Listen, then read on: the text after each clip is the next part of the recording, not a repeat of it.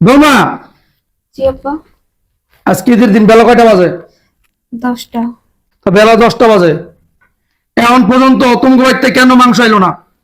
আব্বা, কেবল বাজে বেলা 10টা, এখন তো হচ্ছে গরু জবাই দিয়া মাংস ভাগাভাগি করতেছে, তারপর না পাঠাইবো।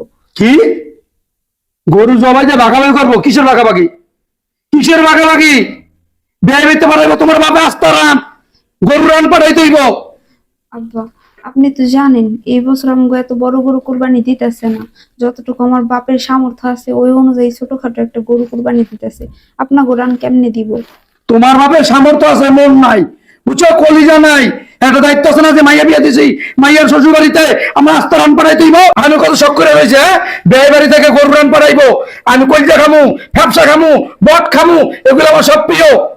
আব্বা, কেমনে দিব? আপনাকেও তো বোঝা লাগবো, আমার বাপের সামর্থ্য অনুযায়ী গরু কুরবানি দিতেছে, সামর্থ্যের বাইরে তো কোনো কিছু করতে পারবো না। ও, এখন সামর্থ্যের ভিতরে গেছে না? আমি অত কিছু বুঝি না, বুঝো না? আমার বাড়িতে গোস্ত না, গরু রাস্তা রান পাঠাই দিব। লগে আছে না কলজা, ফ্যাপসা, বট, যত কিছু আছে সব পাঠাই দিব। আব্বা, তুমি ঠিকই কইছো।